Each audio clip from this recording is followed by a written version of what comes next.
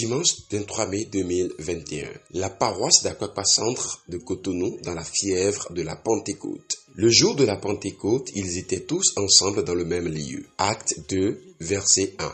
À l'instar de toutes les paroisses du monde, à Akwakwa Centre, visionnaires ou non, devanciers, fidèles, hommes et femmes ont activement préparé cet exceptionnel jour à travers des prières intenses et d'enseignements bibliques savamment concordés afin de maintenir le peuple de Dieu dans la plénitude de l'attente du Saint-Esprit. À 9h55 a démarré ce dimanche 23 mai le culte. Un culte déroulé globalement sans embâche. Prières, chants, louanges et adorations au Rédempteur qui a promis ne pas nous laisser orphelins dès son ascension vers le pain.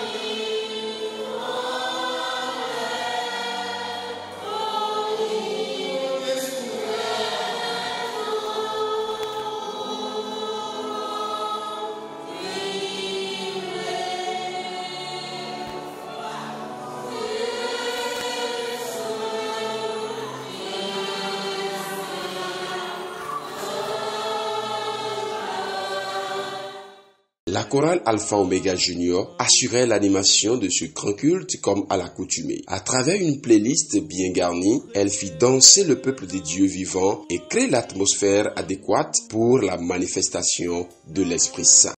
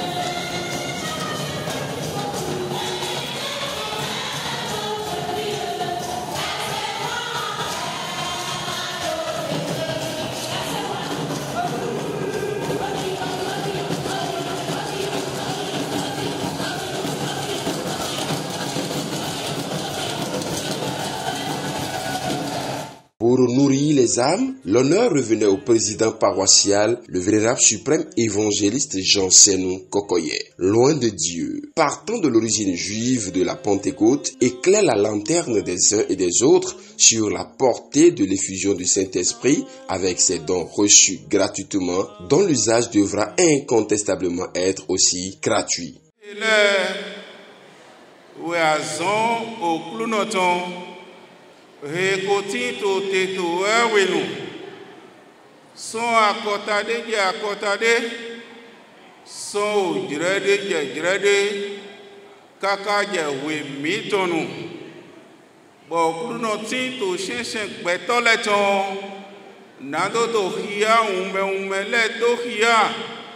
Nando to kogona mi to hebasi alihu nugo ton loji na ministre gando nyuedo uwe ni jiho yo nu popo jipeto e pasi to akota titan lo si wenu ohun Israel bile dide wewe de kunu etondo bo gbon to nu ma se lotun dali yeyi kan li mo gbenu Shigba wono direton soa uhia eya lo gangan lo do de sonson he basi aipa son kan mo gbenu bode do ali hoji to zungbo lo me nado he je he basi aipa pagbeton loje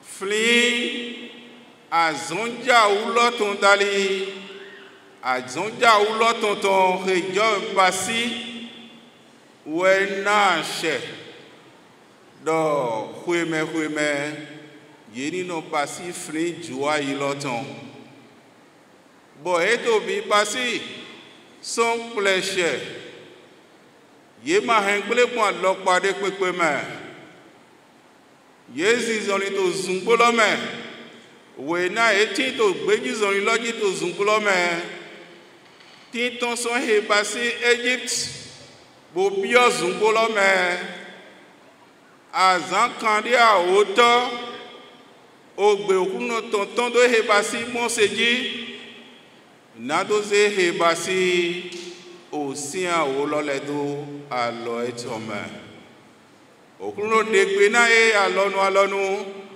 do azan egbe he o se loje monsosi bo edo to kuno na hebasi Israel bile Azalo basi flizan dahode bo edan to bi basi kaka doi azalo wa impante ko sosi azan mini cambio mi de ledo o ena mi no pli lo bo khode bo no ten do ko men bo khode bo vevena okluno na do mo he basi jona nyirando ton dali Nadro biye doni go mi do gbigbo de vo me but we gbere mi jurona pe ta di gbeto yoyode mi do na jurona pe ta di mehe wiwe de boti do budisi mi jurona pe ta di mehe ko jo azon nyira kan ledo bo gbigbo we lo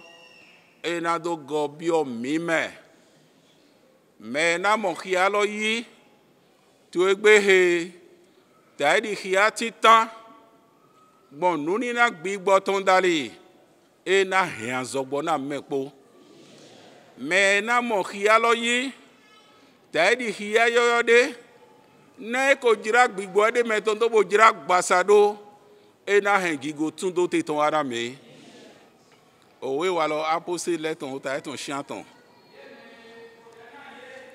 yo mehe khori de nale we na ye jete wa na ye ni do mo gbigbo we yi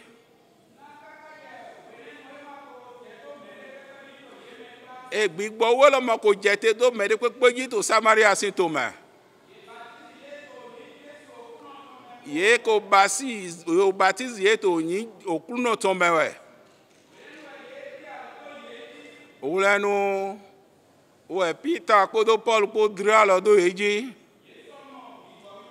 to alonu ho lo gbigbo we ton e je te bo pa baba son eji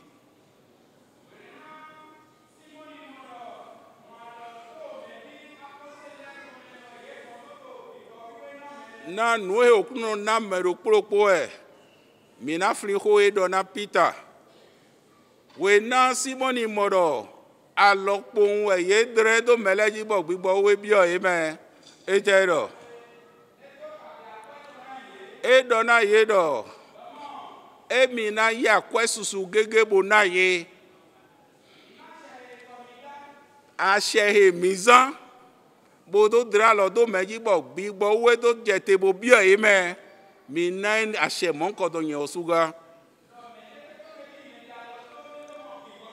bon wole no mi na mi a she lo me de pepe he yen sun dra lo do me lo na mo gbigbo we yi mi ma do mu juro me okulo ni wa le bla na mi e do pa kweto na ye do emi na ye kwesusu gege bo a shehe izambo emi mo ne ye ni nemi osu wona no emi basi me de pepe ye mi dra lo do me lo na mo nu ni na gbigbo ton yi zomi shigba Peter do chlendo mo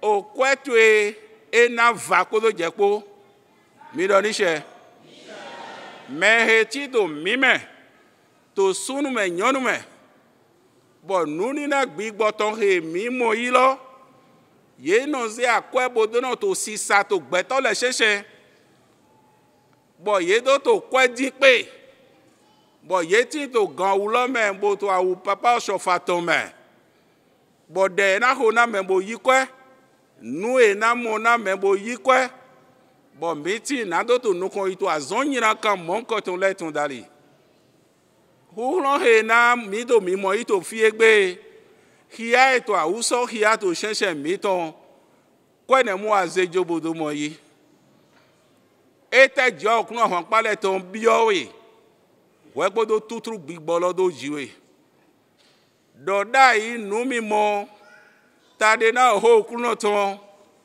azon konkole he ti to gbigbo lo me akwete azejo bo ado mo yi À Pentecôte, l'apothéose, c'est généralement lors des actions de grâce. Voici l'ambiance de cette année 2021 à Akpakpasandre.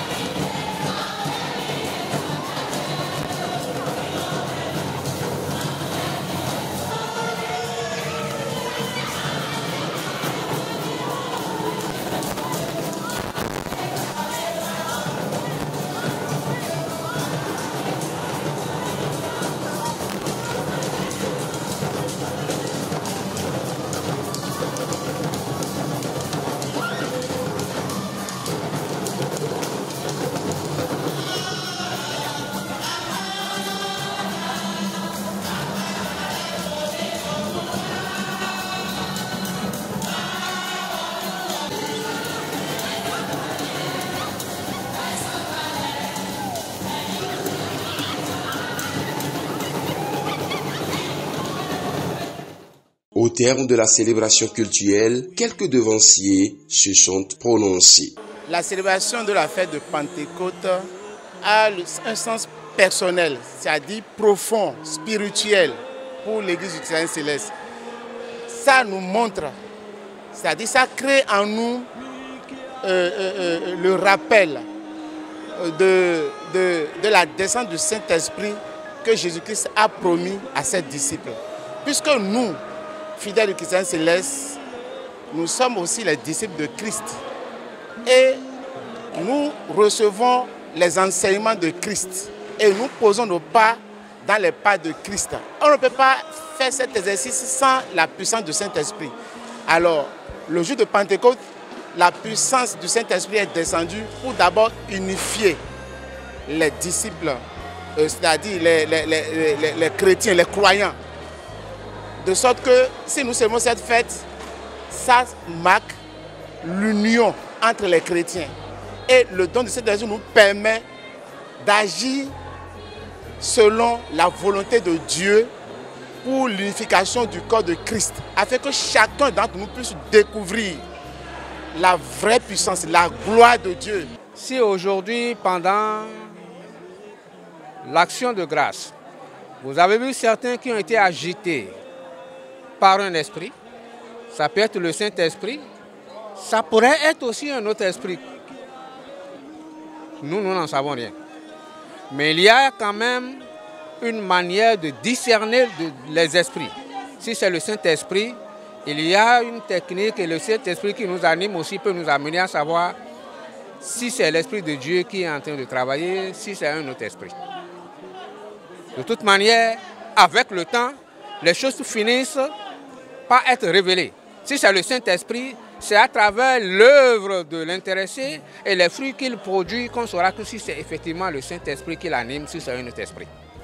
Maintenant, pour ce qui concerne l'avenir de ceux-là qui sont agités par le Saint-Esprit, si c'est le Saint-Esprit réellement, ils deviendront à coup sûr des serviteurs de Dieu. Et lorsqu'on parle de serviteurs de Dieu, souvent nous ne voyons que le côté visionnaire. Ça n'est pas toujours ainsi. Il y a plusieurs dons, comme vous le savez. Paul en a cité 9. Alors, donc, certains sont agités parce que l'esprit qui est arrivé veut faire un travail. Ça peut être une délivrance. Et lorsque cette délivrance-là est accomplie, l'esprit se retire. Certains sont agités parce que depuis déjà le ventre de leur mère, il y a un signe sur eux. Ils sont comme Jérémie, ils sont déjà choisis comme serviteurs et le moment venu, Dieu opère en eux pour que ça se concrétise, qu'ils deviennent effectivement des serviteurs de Dieu. Ça peut être visionnaire ou prophète. D'autres encore peuvent être agités par un autre esprit. N'oubliez pas que certains esprits de serpents, certains esprits qu'on appelle Mami, c'est ça, hein, qu'on appelle Abikou, je ne sais pas comment on peut les appeler, en tout cas, qui ne sont pas des esprits de Dieu, peuvent aussi interférer. Alors, avec le temps, on sait comment s'en débarrasser pour que les intéressés puissent être effectivement animés par l'Esprit de Dieu.